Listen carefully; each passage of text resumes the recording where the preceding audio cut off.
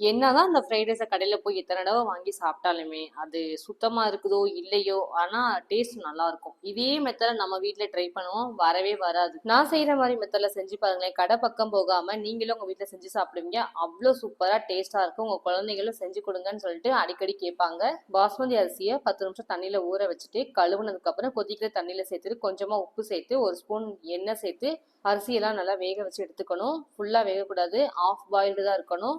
Oil எதுக்காக சேர்க்குறேன்னா அரிசியெல்லாம் ஒன்னோட ஒன்று ஒட்டாமல் தனித்தனியாக நமக்கு இருக்கும். அரிசி பாதி வெந்த உடனே வடிச்சு விட்டுட்டு தட்டில் இந்த மாதிரி ஸ்ப்ரெட் பண்ணி விட்டுருங்க. ஒன்னோட ஒன்று அரிசியெல்லாம் ஒட்டாமல் தனித்தனியாக இருக்கும். ஃப்ரைட் ரைஸை பொறுத்த வரைக்கும் ஸ்டவ் வந்து ஹையில் ஹீட்டில் இருக்கணும். அப்போ தான் இந்த ரைஸ் எல்லாமே நல்லா ஃப்ரை ஆகி டேஸ்ட்டாக சூப்பராக இருக்கும். கடையில் அப்படி தான் நமக்கு நல்லா ஃபயர் கொடுத்து செய்கிறாங்க. அதெல்லாம் நமக்கு அதை சாப்பிடும்போது டேஸ்ட்டாக இருக்குது. கொஞ்சமாக ஆயிலும் 2 பெரிய வெங்காயத்தை நீள வாக்கில் நறுக்கி சேர்த்துட்டு லைட்டாக வதக்கின உடனே இஞ்சி பூண்டு பேஸ்ட் சேர்த்து ஃபஸ்ட் நல்லா வதக்கிக்கலாம். ரொம்ப நேரம் வதக்கக்கூடாது, லைட்டாக தான் எல்லாமே ஆஃப் வேக்கால் தான் இருக்கணும்.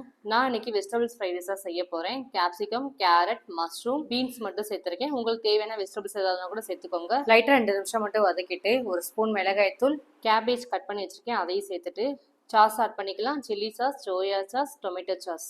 சாஸ் சேர்த்த உடனே 2 நிமிஷம் மட்டும் வெஜிடபிள்ஸோட நல்லா மிக்ஸ் பண்ணிவிட்டு வடிச்சு வச்சிருக்க ரைஸை சேர்த்துட்டு ஸ்டவ்வை ஹை ஃப்ளேமில் வச்சு குக் பண்ணிங்கன்னா ஃப்ரைட் ரைஸ் ரெடி. லாஸ்ட்டாக ஒரு ஸ்பூன் பெப்பர் தூள் ஆட் பண்ணிவிட்டு மிக்ஸ் பண்ணிட்டு சாப்பிட்டீங்கன்னா டேஸ்ட் சூப்பராக இருக்கும். கடை பக்கமே போக மாட்டீங்க, அடிக்கடி உங்கள் வீட்டிலே செஞ்சு சாப்பிடுவீங்க. உங்களோட பசங்களும் வீட்டிலே செஞ்சு கொடுங்கம்மான்னு கேட்பாங்க. கடையில் போய் வாங்கினீங்கன்னா அஜினமோட்டோ அதை இதான் என்னென்னதையோ மசாலாலாம் போடுவாங்க. நம்ம வீட்டிலே செய்யும்போது ஹெல்த்தியாகவும் இருக்கும், பிள்ளைங்க லைக் பண்ணி சாப்பிடுவாங்க. லாஸ்ட்டாக ஸ்ப்ரிங் ஆனியன் மட்டும் ஆட் பண்ணிக்கோங்க. நல்ல ஃப்ளேவராக சூப்பராக இருக்குது. செய்யும் போதே சாப்பிடணும்னு என்னோட பசங்களாம் ஆப்போசிட்ல வந்து உட்காந்துட்டாங்க. பார்க்கவே நல்லா கலர்ஃபுல்லாக சூப்பராக இருக்கு. டேஸ்ட் சான்ஸே இல்லைங்க, ஆசம். கடையில் கூட இந்த மாதிரி டேஸ்ட் இருக்கவே இருக்காது. நீங்கள் ட்ரை பண்ணி பார்த்து சொல்லுங்கள். பாய்.